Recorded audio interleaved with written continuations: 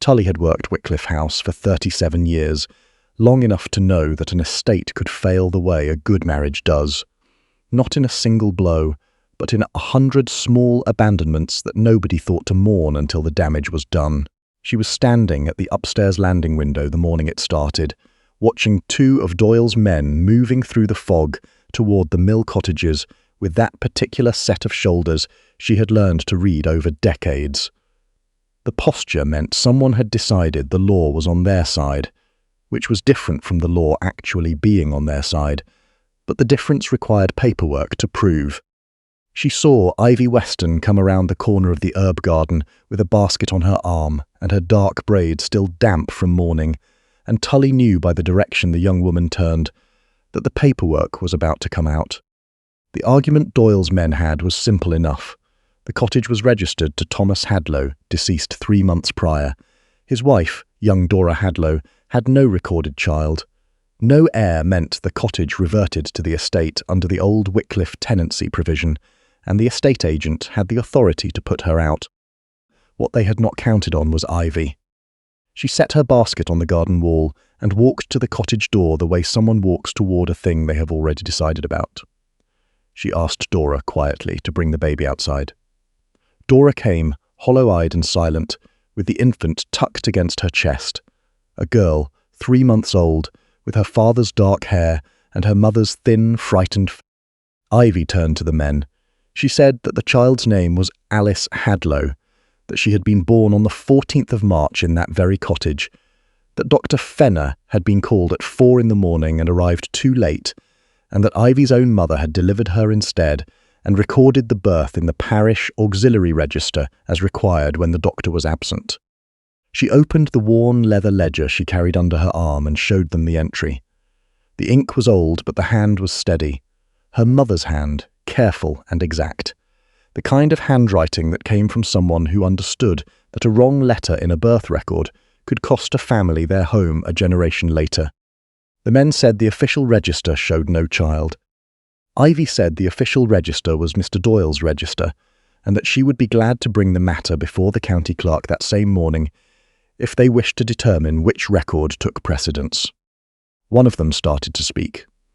She added that she had delivered 17 babies on this estate in the 2 years since her mother's death, that she had attended the funerals of 9 tenants, and that she had a very good memory for paperwork.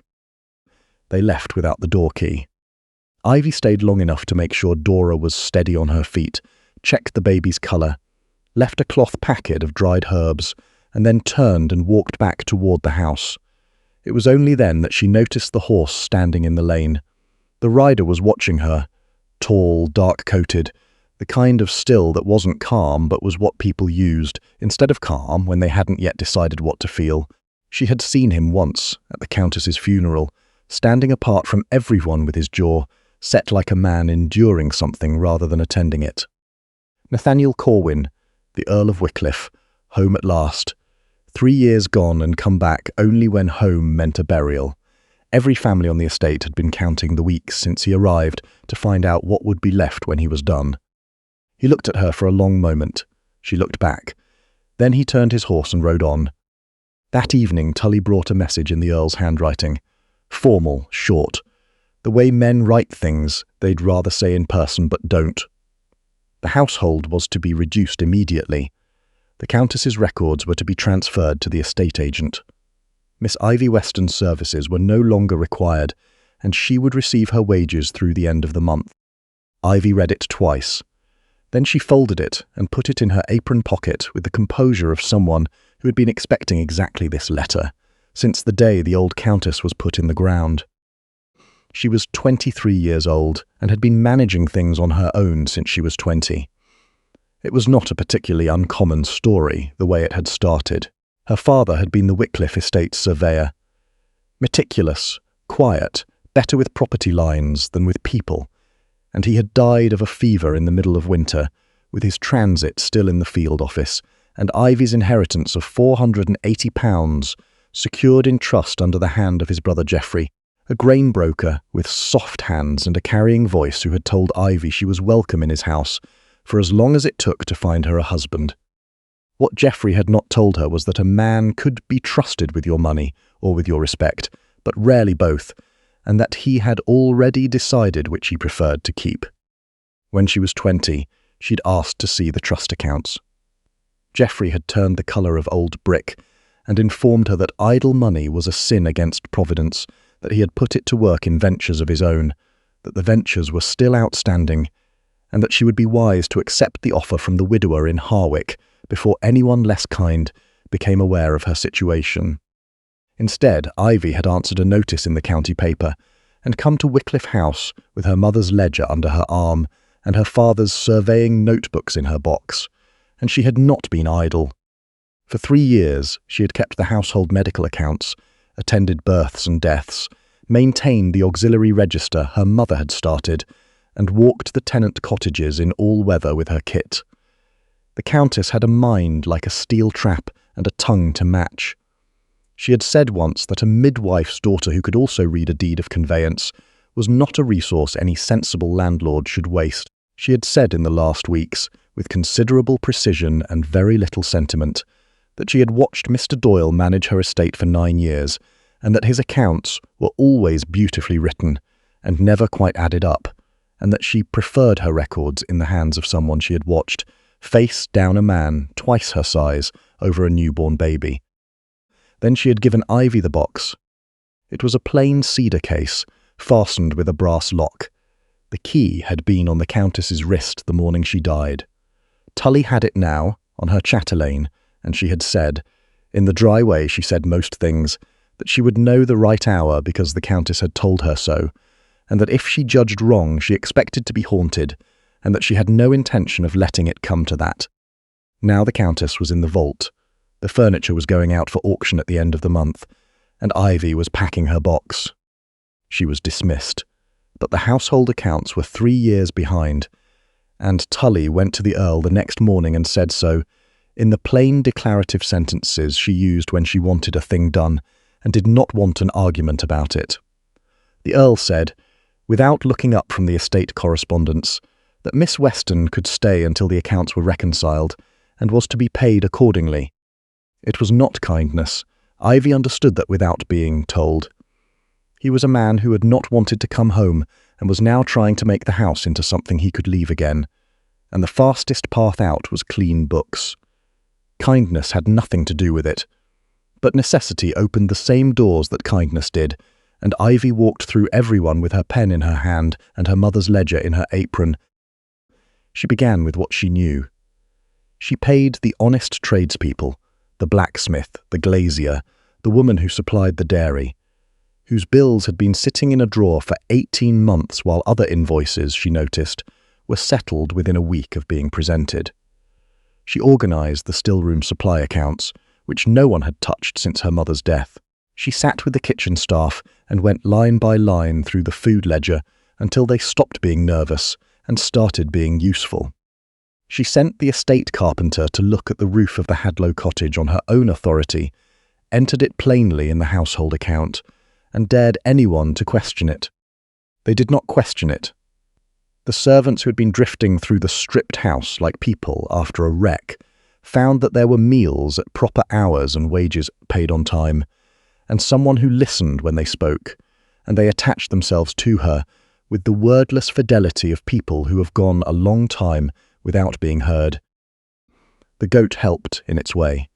It was Mrs. Hadlow's goat, a small grey creature of uncertain temper that had decided on no particular evidence that Ivy was its person. It took to following her from the cottage row to the house each morning, and standing at the kitchen door until Ivy came out to send it back, and the kitchen found this very funny, and Ivy pretended to find it undignified, which she did not. It was in the second week of her reprieve that she found the first crack in the wall. She had been reconciling the cottage tenancy records. Who held what, when the leases were last renewed, which cottages were currently occupied, and she found a discrepancy so clean it looked intentional. Cottage 7 on the Mill Row had been vacant for 2 years. The ledger showing it reverted to the estate on the death of its tenant, one William Crane, who had died without issue according to Doyle's register. Ivy knew William Crane. She had been at his wife's bedside 6 years ago when their daughter was born. She had a record of it. She checked her mother's ledger. Sarah Crane, born April 3rd, currently aged 6, residing at number 12 Mill Row with her aunt. One cottage, one erased child, one extra subletting income flowing somewhere she could not yet see but could name without hesitating. She spent 4 evenings, after the household went quiet, going through every tenancy that had reverted to the estate in 9 years. She checked each one against her mother's ledger and her own. 7 cottages, 7 erased children. Not one of them appeared in Doyle's official register. She said nothing yet. She had enough to be dangerous, but not enough to be safe. It was the Earl himself who kept finding her.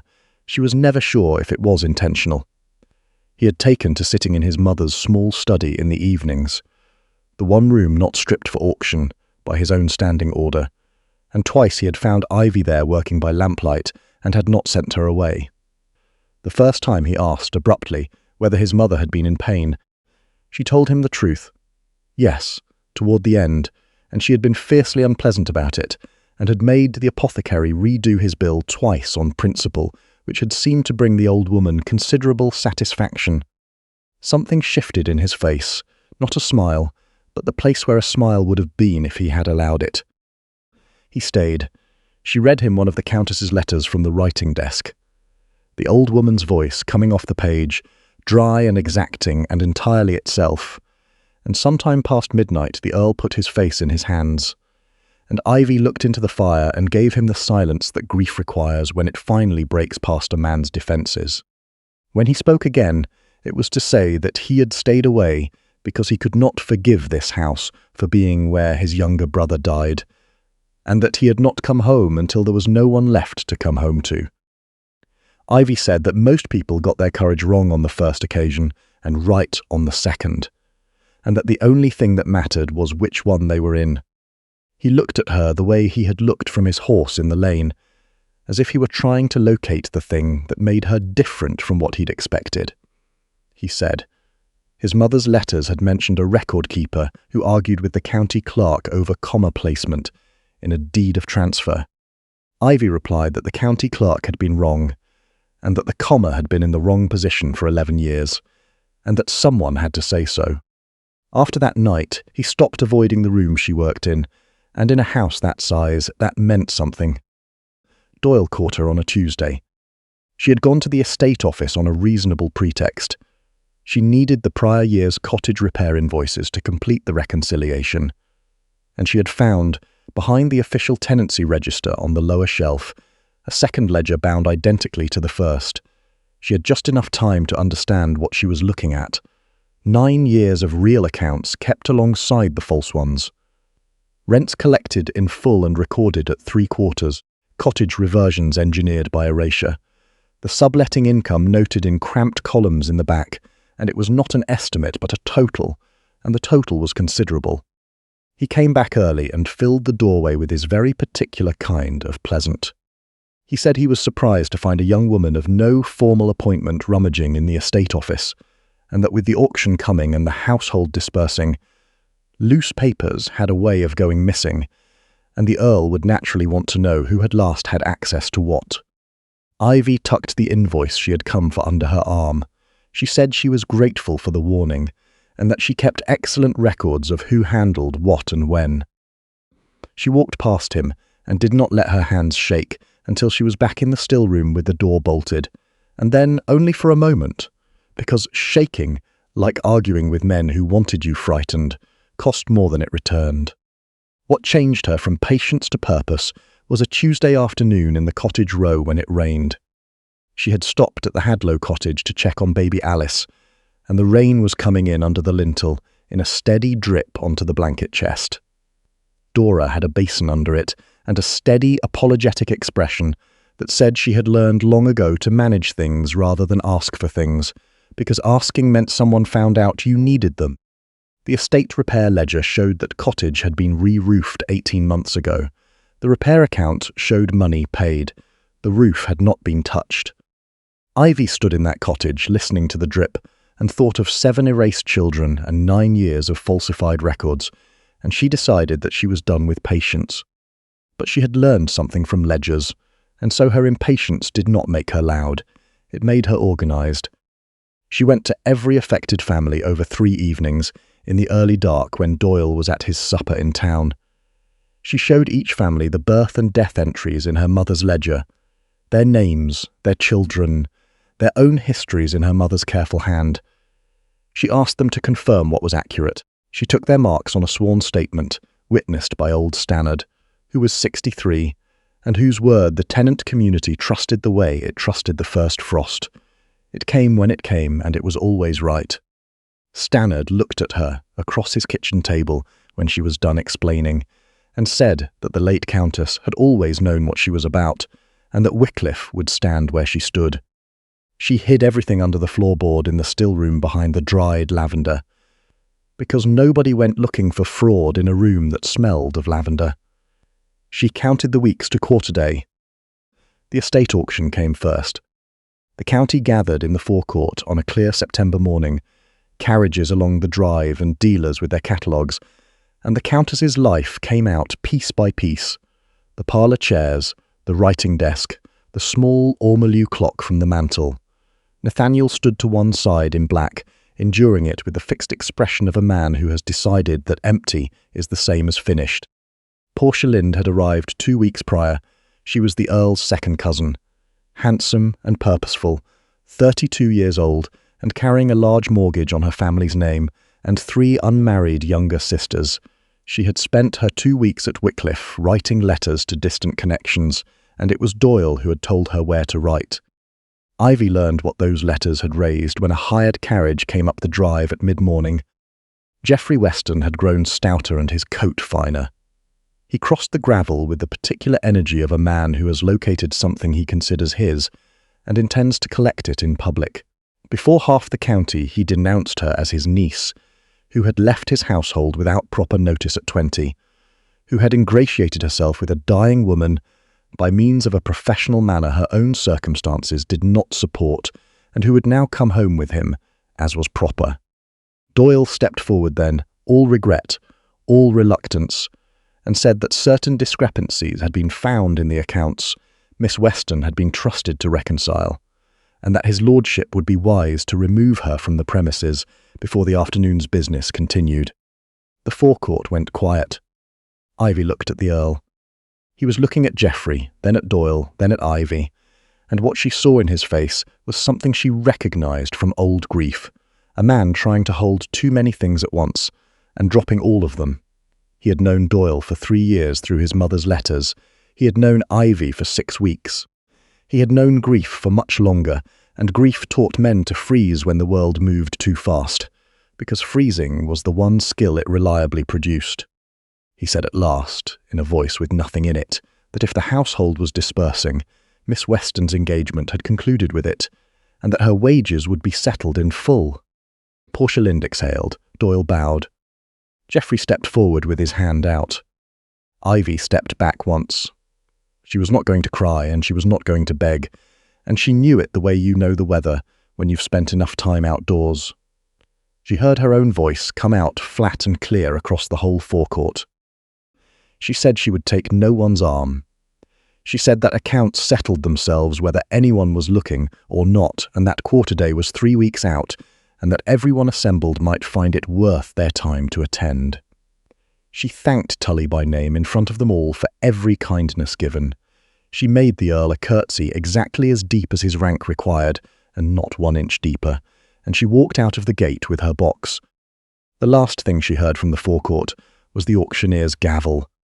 The first thing she heard at Stannard's farm was the grey goat bellowing at the fence gate until she came to it and stood for a while with her forehead against its warm flank, and the animal stood perfectly patient as it always had, without asking her to explain a single thing.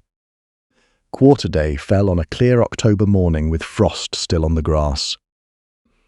Doyle had set up his collection table in the estate office with the official ledger open and a strong box at his elbow. By arrangement, a London solicitor had come down to observe the Earl's gesture toward due diligence. The Earl himself came last, on foot, hat pulled down, looking like a man attending something he would rather not. The tenants came up the lane together. Doyle saw them before they reached the gate, and he understood something was wrong, because tenants on quarter day moved like people who would rather be somewhere else. They did not move like a jury. 14 families walking together the way people walk when they have agreed on something. Stannard came first. He set his rent on the table in a canvas pouch, correct to the penny, and then put his broad hand over it and said he was prepared to pay his rent that morning, and would pay it to the record keeper the late Countess had lawfully appointed, and to no one else alive. Doyle asked what record keeper. The tenants parted.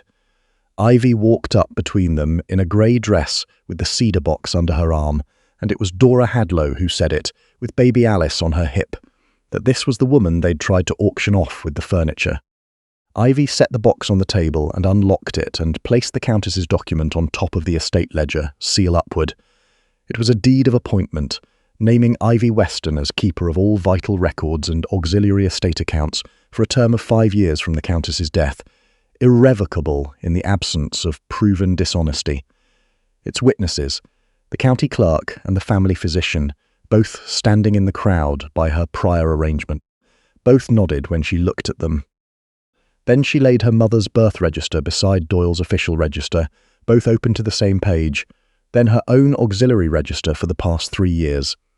Then the sworn statements from 7 families, each naming a child who existed and did not appear in Doyle's records. Then the subletting ledger she had reconstructed from his own back columns. Amounts, dates, tenants, the gap between what families paid and what the estate received. Then the 7 falsified reversion notices. She set them down one by one in the order she had rehearsed, quietly, without commentary, the way her mother had laid out her instruments before a delivery. Each thing in its place, nothing wasted, nothing missing. Nathaniel read.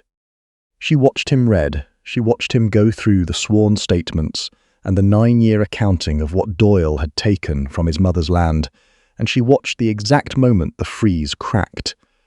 Not into anger, but into something that looked like a man finally catching up to the thing he had been running from. He came to a page showing his own signature on a reversion notice from 2 winters back. He looked at it for a long time. Then he said, aloud, in front of his tenants, that this was his signature, and that he had put it there without reading the document, because he had been too far from home and too unwilling to be present in his mother's life after his brother's death, and that the man standing beside him had used that absence to steal from the people who had trusted his family for 3 generations. It was the most honest thing Ivy had ever heard him say in front of anyone. The county repeated it for years afterward and argued over it, whether Doyle or the absent Earl had done the greater damage to Wycliffe. And Ivy never settled the argument for anyone, because she thought the arguing was the health returning, and you did not stop that kind of thing. For Doyle there was no argument. Confronted with his own careful figures, he went from pleasant to pale to something uglier, and the mask that came off at the end was the real face, small and mean, and certain to the last that cleverness was owed a reward, and had only collected it early. He told Ivy she was a dead woman's errand girl with no standing and no future.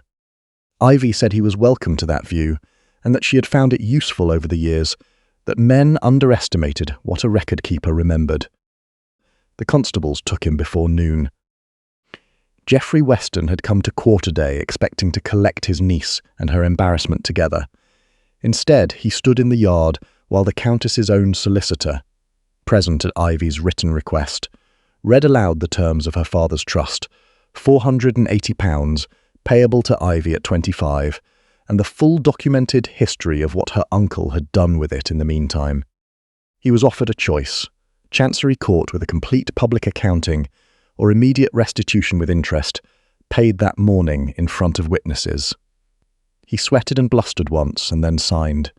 He left in his hired carriage considerably lighter and was spoken of afterward only at a distance, and never again in that county. Portia Lynn did not leave. That was the one thing Ivy could say for her, and it turned out to matter. She came to Stannard's farm 3 days later, alone, and stood in the kitchen with her fine coat on and her composure in pieces. What came out of her was not scheming but fear, the specific, grinding fear of a woman of 32, with 3 sisters and no prospects who had seen a path to safety, and had taken it without asking what it cost someone else. Ivy heard her out and thought of herself at 20, choosing between Geoffrey's hand-picked widower and a county notice in the newspaper. She did not pretend the harm away, but she went to the Earl and asked, and everyone knew it was Ivy's asking that settled on Portia Lind the management of the new lending library the estate was establishing at Wycliffe Village. A salary of her own, not tied to any man, and work that suited those sharp eyes that had once been hunting Ivy's secrets and were now, within a year, cataloguing which Tenant family needed books on crop rotation and making sure they got them. The county debated that mercy for longer than it debated anything else in the whole affair, whether Portia had gotten better than she deserved. Ivy's view was that most people did, in one direction or another, and that it was the direction of the error that told you what a household was worth. Nathaniel came to Stannard's farm on a Wednesday morning in late October, on foot, hat in hand, past the grey goat, who regarded him at the fence with deep suspicion, and offered her views on the matter at considerable length before Ivy came and spoke to her. He did not offer excuses, Ivy noticed that. He did not offer a position, which she noticed more. He asked whether Miss Ivy Weston, in her capacity as appointed record-keeper of the Wycliffe estate, would agree to oversee its full restoration, with authority to hire, to commission repairs, to renegotiate every tenancy, and to name her own fee through her own attorney. Ivy said she would, and they shook hands over it like 2 surveyors at a property line. Stannard's youngest, watching from the hayloft, reported to the kitchen that the Earl had smiled, and that it had very nearly looked natural, and was not believed until the kitchen saw it themselves. Through the rest of autumn and into the first thaw they rebuilt. The falsified reversions were overturned. The 7 erased heirs got their cottages back with new leases, rewritten and read aloud, Ivy's requirement, before every signature. The Hadlow cottage roof was the first repair ordered, the invoice signed by both Ivy and the Earl before it reached the carpenter's hand. The Earl's regard for Ivy was perfectly legible to the entire estate by December, in the way he rerouted his morning ride past the lane she walked, in the way he read everything that crossed his desk now and signed slowly, in the way he asked her opinion in company and actually listened to it. The estate waited with great patience for this to become legible to the Earl himself, and kept running tallies on when it would. He spoke at the midwinter gathering in the barn at the farm, the first one in 9 years, with lanterns hung up into the rafters, and the fiddler tuning, and all 14 families around the long tables. He had come, everyone assumed, for an hour and the appearance of good faith. He had not planned to cross the barn floor in front of everyone, but he did. He stopped in front of Ivy. The fiddler stopped tuning. He said, quietly enough that the room had to be very still to hear, that he was aware she needed nothing from him. Her appointment was sealed and irrevocable. Her father's trust was being restored. The people in this barn were hers by right of everything she had done for them. He was not offering shelter because she was the one person on his land who did not need shelter. He was asking, he said, because his mother had sent him a record-keeper, and it had taken him from September to December to understand what she had meant by it. What his mother had meant was that the truest thing on Wycliffe land had been standing in front of him since the morning she faced down 2 men twice her size over a widow's newborn baby, and that he did not intend to repeat his history of being absent when it mattered most. The barn went still. Ivy looked at him for a long moment in which several things were considered, and a few were decided. She said she accepted on conditions. He said he would hear them. First, that the Hadlow cottage chimney, which smoked in a northwest wind, be repaired before any discussion of wedding dates. Second, that every lease on every Wycliffe property for the rest of his living days be read aloud in full before being signed, no exceptions. Third, that he understand the goat came with her, and that the goat had opinions about most things, and that this was not negotiable. The Earl of Wycliffe laughed, and the whole barn heard it. And the fiddler was a woman of excellent judgment, and struck up before the sound had finished ringing in the rafters. They were married in the new year, quietly, with Stannard and Tully for witnesses, and the children of the lending library throwing rosemary. The goat got into the churchyard and ate the hem off the curate's robe, which Ivy always maintained was not her fault, and which was debated with great enthusiasm at every gathering on the estate for years afterward. 2 years on, when their first son arrived, early and noisy, and, according to Tully, exactly as opinionated as his mother from the very first hour, the goat got into the nursery and had to be removed from the premises with considerable effort, which established the terms of a rivalry that outlasted most of the furniture in the house. In the spring of the year Ivy turned 25, her father's £480 came into her hands with its full interest. She did not put a penny of it toward the great house. She used it to establish a travelling medical kit fund, kits distributed to the tenant women who attended births when the doctor came too late, as he so often did, so that the next Dora Hadlow would have real help at 4 a.m. instead of a prayer and a hope. The first kit went to Dora herself, who wept, and then apologised for weeping, and then wept again. The fund was called the Weston kit, and the small notebook that listed each kit's contents and recipient was kept in Ivy's handwriting in the cedar box alongside the deed of appointment, and the old birth register her mother had started, and Ivy had never stopped keeping. Tully stayed on to a great age and told the story the way the truest stories get told. In kitchens, late, with the fire low and someone willing to listen. She would say that she had watched the house come apart by neglect and come back together by attention, one record corrected and one roof mended and one family's name written back into the register that had tried to erase it. And the grandest thing she saw in all her years of service was not the trial, not the wedding, not the county finally understanding what it had nearly thrown away. It was an ordinary quarter day several years on, when the tenants of Wycliffe came up the lane unafraid to the long table under the oak, and Ivy sat at the collection book with ink on her fingers and the ease of someone doing exactly the work they were made for. And baby Alice Hadlow, 7 years old by then, and already arguing with the fiddler's son about the correct way to spell her own surname, sat on the bench beside her and practised her letters in the margin of the blotter. The grey goat dozed at the gate behind them. The late Countess's portrait hung in the hall, where the morning light found it every day, and no one in that house ever said they were sorry for your loss. They said her name, and told the stories, and kept the records straight, which was, as she had always held, the only honest thing the living could offer the dead.